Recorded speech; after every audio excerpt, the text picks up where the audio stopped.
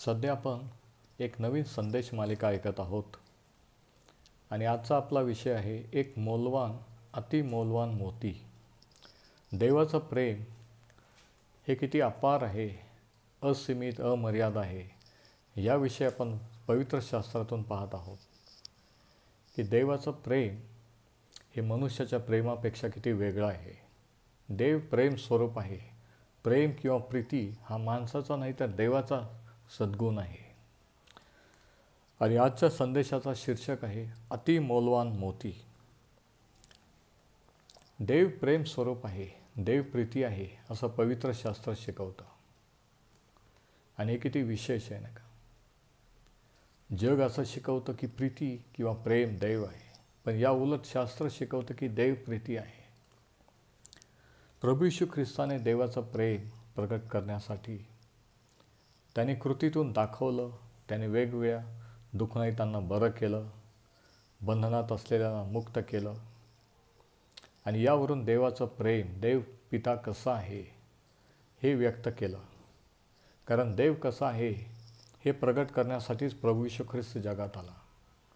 म्हणून देव कसा आहे समजायचं असेल तर प्रभू येशू ख्रिस्ताने काय केलं, तो कसा आहे, यावरून आपण देव कसा आहे हे समजू शकतो.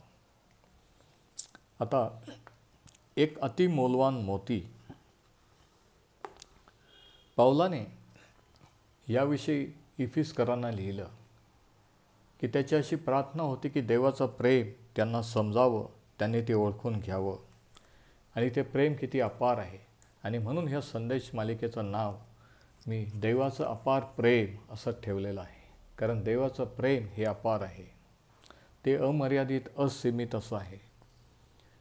आणि इफिसकरांसाठी प्रार्थना करताना पौल असं लिहितो, इफिस 3:14 आणि 15, याकरता स्वर्गातील व पृथ्वीवरील प्रत्येक वंशास ज्या पित्यावरून नाव देण्यात येते त्या पित्यासमोर मी गुडघे टेकून अशी विनंती करतो की त्याने आपल्या ऐश्वर्याच्या संपत्तीप्रमाणे म्हणजे देवाने तुम्हाला असे दान द्यावे की तुम्ही त्याच्या आत्म्याच्याद्वारे अंतर्यामी बलसंपन्न व्हावे.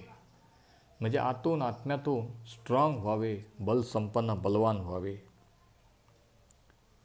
ख्रिस्ताने तुमच्या अंतःकरणामध्ये तुमच्या विश्वासाच्या द्वारे वास करावा, यासाठी की तुम्ही प्रीतीत मुळावलेले व पाया घातलेले असे असो.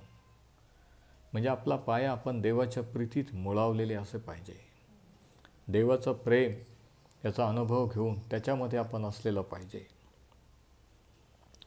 यासाठी की तुम्ही प्रीतीत मुळावलेले व पाया घातलेले असे असून तिची रुंदी, लांबी, खोली व उंची किती हे तुम्ही सर्व पवित्र जनासह समजून घ्यावयास व बुद्धीस अगम्य अशी ख्रिस्ताची प्रीती ओळखून घ्यावयास शक्तिमान व्हावे. म्हणजे ख्रिस्ताचे प्रेम, ख्रिस्ताची प्रीती याची उंची, खोली, लांबी, रुंदी हे ओळखून घ्यावं, ही पौलाची प्रार्थना होती. आणि त्या प्रीतीत आपण रुजलं जावं, असे की तुम्ही देवाच्या सर्व पूर्णते इतके परिपूर्ण असे व्हावे. आता ही प्रार्थना पौलाने इफिसकरांसाठी केलेली आहे. आणि हीच प्रार्थना माझी तुमच्यासाठी आहे की देवाचं प्रेम हे आपण समजून ओळखून घ्यावं, त्याचा अनुभव घ्यावा. आणि हे देवाचं प्रेम देवाने त्याचा पुत्र जगात पाठवून हे प्रगट केलेलं आहे. आपण त्याच्या प्रेमाचा अनुभव घ्यावा ही देवाची इच्छा आहे. त्याच्या प्रेमाचा अनुभव घेऊन त्या प्रेमात चालावं आणि त्याच प्रेमाने इतरांवर प्रेम करावं ही देवाची इच्छा आहे. परंतु हे प्रगटीकरण, हे सत्य आपल्याला फक्त पवित्र आत्म्याच्या द्वारे कळू शकतं. स्वतःच्या बुद्धीने, ज्ञानाने आपल्याला या देवाच्या गोष्टी, दैवी गोष्टी समजू शकत नाहीत. तर देवाचा आत्मा आपल्याला ह्या गोष्टी प्रगट करत असतो. तर प्रभू येशू ख्रिस्ताने मत्तेकृत शुभवर्तमानाच्या 13व्या अध्यायामध्ये 7 दाखले सांगितलेले आहेत. आणि या 7 दाखल्यामध्ये देवाचं किंवा स्वर्गाचं राज्य कसं आहे याविषयीच्या गोष्टी त्याने सांगितल्या. काल आपण पहिला दाखला पाहिला, शेतात असलेली ठेव. आणि आज दुसरा दाखला देवाच्या प्रेमाबद्दल त्याच्याच नंतर असलेला आहे. आणि ह्या दाखल्यावरून प्रभू येशू ख्रिस्ताने देवाचं त्याच्या लोकांवर किती प्रेम आहे हे व्यक्त करतो. आणि ह्यासाठी देवाने काय केलं, प्रभू येशू ख्रिस्ताने काय केलं हे देखील त्या दाखल्यात सांगितलेलं आहे. पहिला जो दाखला होता शेतातील ठेव, तो दाखला देवाचं प्रेम किंवा ख्रिस्ताचं प्रेम त्याच्या लोकांवर सामूहिकरित्या कसं आहे हे प्रगट करतं. परंतु दुसरा जो दाखला आहे, हा जो आज आपण पाहणार आहोत, मोत्याचा दाखला, मौल्यवान मोती, त्या दाखल्यावरून देवाचं प्रेम वैयक्तिकरित्या आपल्यावर कसं आहे, किती आहे हे आपल्याला दिसून येतं. आणि म्हणून हे दोन्ही दाखले महत्त्वाचे आहेत. मत्तयकृत शुभवर्तमान याचा 13वा अध्याय आणि वचनं 45 आणि 46 आपण पाहूया. मत्तय 13, 45 आणि 46 या ठिकाणी प्रभू येशूने हा दाखला सांगितलेला आहे. आणखी स्वर्गाचे राज्य चांगल्या मोत्यांचा शोध करणाऱ्या कोणी एका व्यापाऱ्यासारखे आहे. त्याला एक अतिमौल्यवान मोती आढळल्यावर त्याने जाऊन आपले सर्वस्व विकले आणि ते विकत घेतले. प्रभू येशू ख्रिस्ताने या ठिकाणी दाखला सांगितला की व्यापारी जो मोत्यांचा, हिऱ्या मोत्यांचा व्यापार करणारा, त्याला एक अतिमौल्यवान असा मोती आढळला आणि त्याला त्याची पारख असल्यामुळं, तो हिऱ्यांचा मोत्यांचा व्यापारी असल्यामुळं त्याने आपलं सर्वस्व विकलं आणि तो एक मोती विकत घेतला. बघा, एक मोती विकत घेण्यासाठी त्याने आपलं सर्वस्व विकलं, म्हणजे तो मोती किती मौल्यवान असेल जरा विचार करा. की त्याचा बिझनेस, त्याचं सर्व काही त्याला विकावं लागलं आणि त्याने ते विकलं. आता ह्या दाखल्यामध्ये तो व्यापारी प्रभू येशू ख्रिस्त आहे. तो मोत्यांच्या शोधात आला. तो हिरे मोती यांचा व्यापार करणारा जसा काही व्यापारी आहे. आणि ज्यावेळेस त्याला एक मोती सापडला, त्याने सर्व काही विकलं आणि तो मोती विकत घेतला. आता आपल्यापैकी जर कोणी व्यापारी असते तर आपण किती जणांनी असं केलं असतं की एका मोत्यासाठी बाकीचे हिरे मोती विकणं, बाकी सगळं काही विकणं आणि तो एक मोती विकत घेणं, हे आपण केलं असतं. पण त्याने तसं केलं कारण त्याला माहीत होतं की तो एक मोती हे किती मौल्यवान आहे. आणि याच्यावरून प्रभू येशू ख्रिस्ताचं त्या मोत्यावर किती प्रेम होतं हे दिसून येतं. त्याचं प्रेम हे किती आघात, किती अपार आहे की सर्व काही तो पणाला लावतो. आता त्या मोत्याची किंमत तीच होती जी त्या शेताची किंमत होती. सर्वस्व, त्याचं सर्वस्व, म्हणजे त्याचं सर्व काही त्याने विकलं, ही त्या मोत्याची किंमत होती.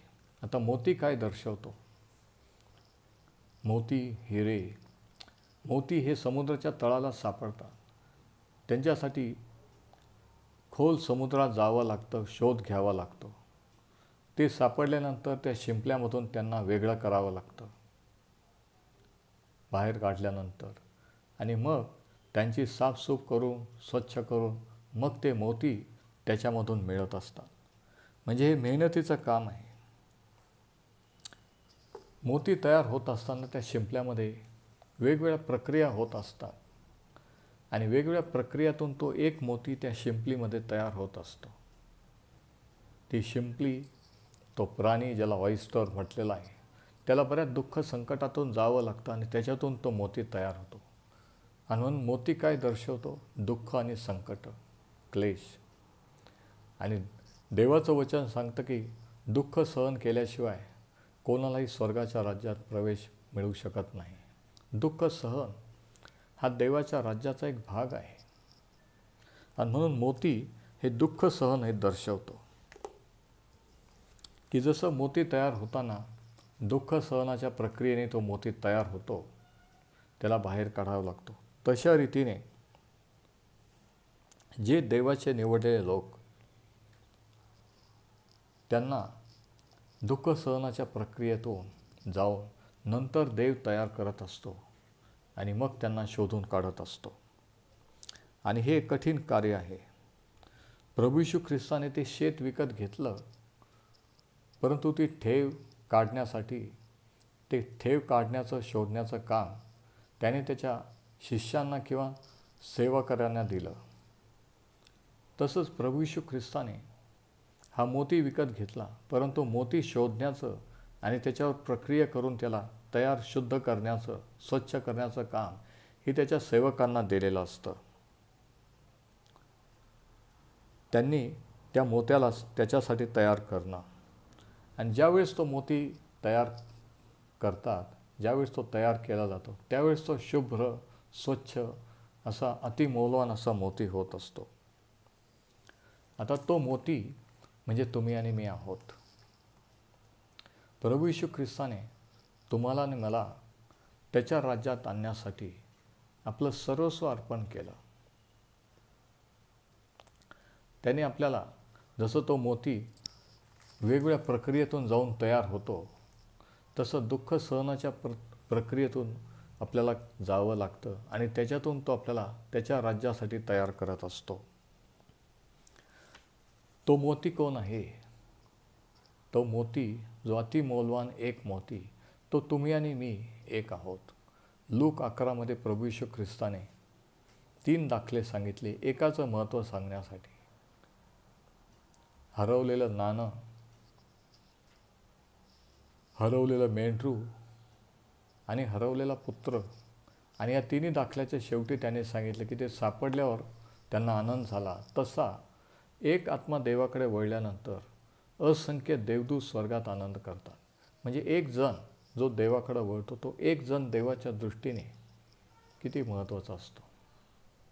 देव एकाला किती महत्त्व देतो. आणि या ठिकाणी प्रभू येशू ख्रिस्ताने एका अतिमौल्यवान मोत्यासाठी आपलं सर्वस्व अर्पण केलेलं आहे. जरा विचार करा, तुम्ही तो मोती आहात.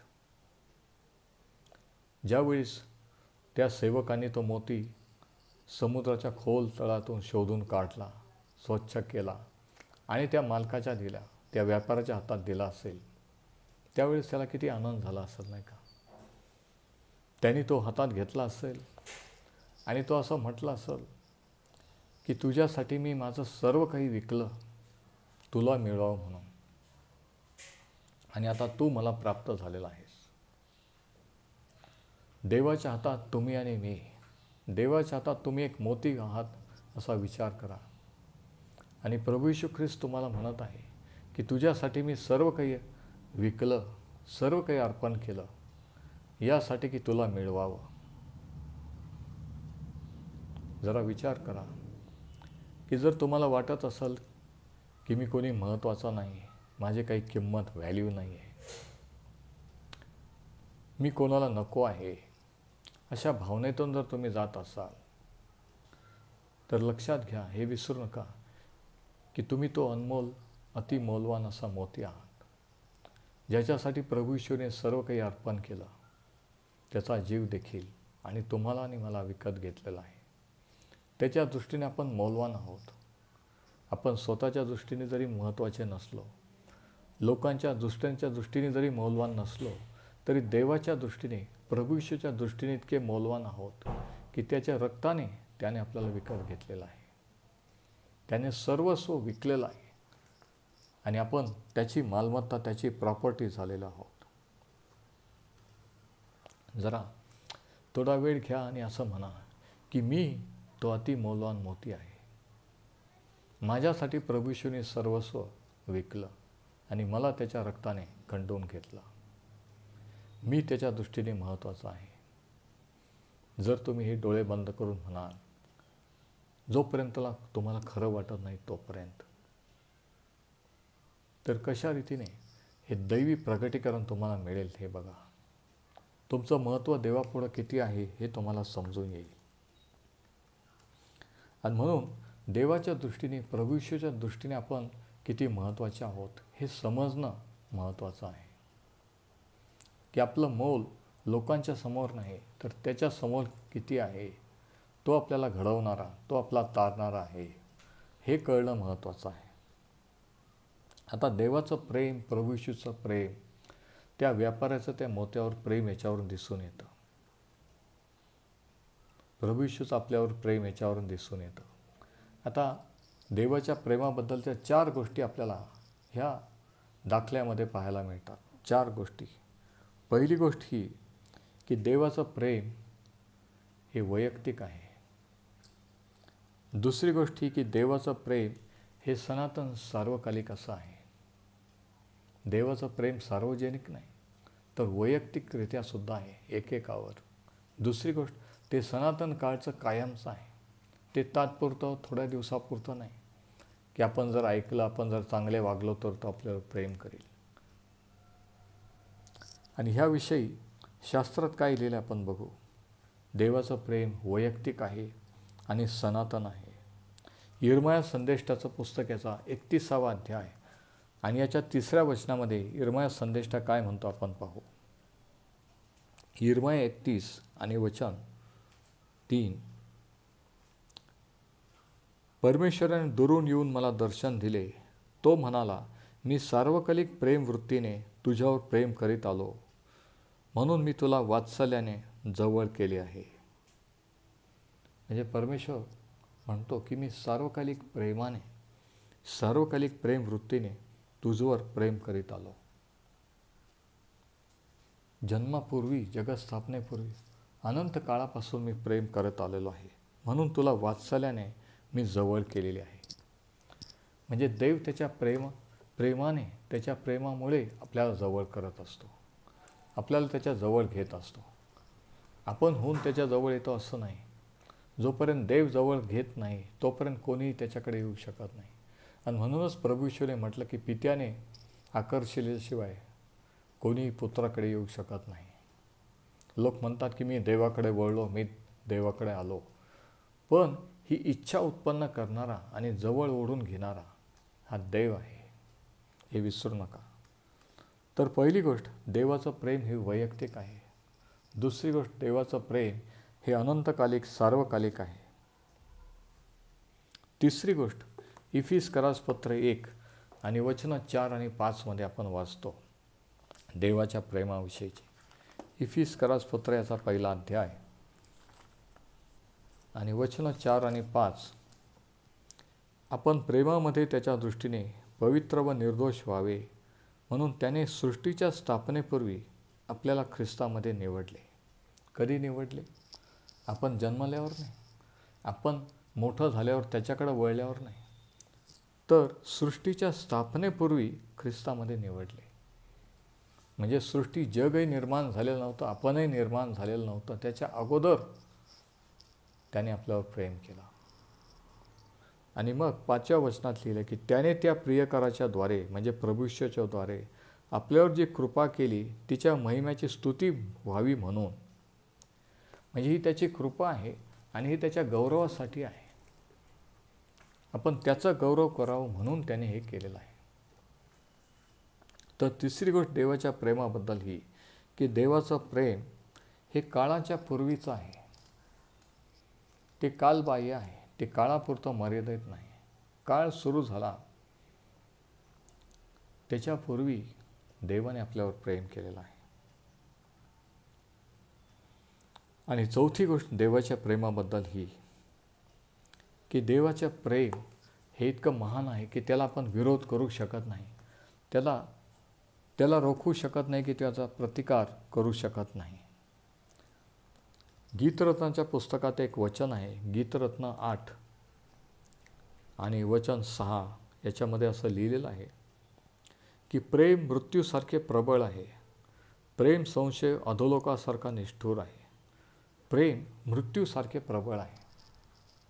मृत्यू किती प्रबळ आहे तुम्हाला माहीत आहे का? ज्यावेळेस मृत्यू येतो त्यावेळेस तो कोणाची वाट पाहत नाही. कोणी म्हणू शकत नाही की मला वेळ नाही आहे, माझ्याजवळ वेळ नाही, मी बिझी आहे. मृत्यू प्रबळ आहे. किती मोठा माणूस असो, किती छोटा असो, मृत्यू आल्यानंतर कोणीही त्याच्यापुढे काही करू शकत नाही. आणि म्हणून शास्त्र सांगतं की प्रेम मृत्यूसारखे प्रबळ आहे. ते रोखू शकत नाही, त्याला अडवू शकत नाही.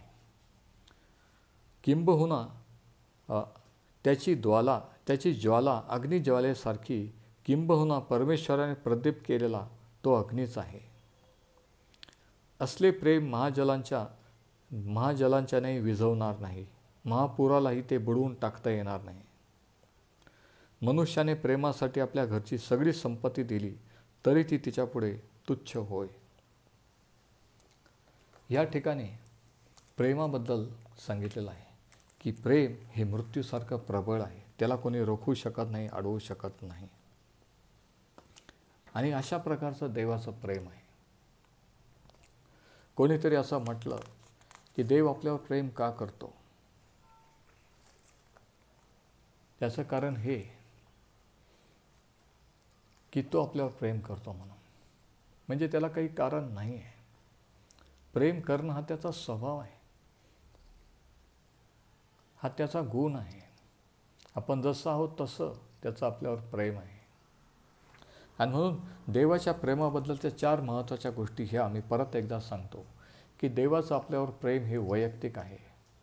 देवाचं प्रेम हे सनातन किंवा सार्वकालिक आहे, तात्पुरतं नाही, ठराविक वेळेपुरतं, ठराविक वर्षापुरतं नाही. तिसरी गोष्ट, देवाचं प्रेम हे काळाच्या पूर्वी, आपल्या जन्मापूर्वीचं आहे. याच्यात आपला स्वभाव कसा, आपण देवासाठी काय केलं, काय करतो म्हणून देवाने प्रेम केलं नाही, तर काही करण्यापूर्वी, जन्म घेण्यापूर्वी त्याने आपल्यावर प्रेम केलं. आणि शेवटची गोष्ट की देवाचं प्रेम हे कोणी प्रतिकार करू शकत नाही, ते मृत्यूसारखं प्रबळ आहे, त्याला कोणी रोखू शकत नाही.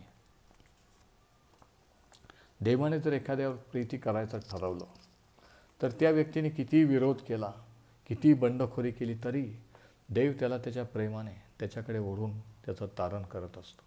याचे अनेक उदाहरणं शास्त्रात आहेत. आणि सर्वात ठळक म्हणजे प्रसिद्ध पावलाचं, जो ख्रिस्त विरोधी असा होता, ख्रिस्ती लोकांचा छळ करणारा, त्यांनी छळ केलेला, ख्रिस्ती विश्वासाला मारून टाकलेलं होतं, पण तरीही देवाने एक दिवशी त्याला त्याच्याकडे ओढून घेतला. देवाचं प्रेम हे कोणी रोखू शकत नाही. जरा विचार करा की अशा प्रकारचं हे देवाचं प्रेम आहे. आणि हे सिद्ध करण्यासाठी, हे सांगण्यासाठी, विदित करण्यासाठी प्रभू येशूने तो दाखला सांगितला. एक अतिमौल्यवान मोत्याचा. एक व्यापारी होता, त्याला जेव्हा एक अतिमौल्यवान असा मोती सापडला, त्याने आपलं सर्वस्व विकलं आणि तो विकत घेतला. तो व्यापारी प्रभू येशू ख्रिस्त आहे आणि तो मोती तुम्ही आणि मी आहोत. परमेश्वर हे वचन आशीर्वादित करो.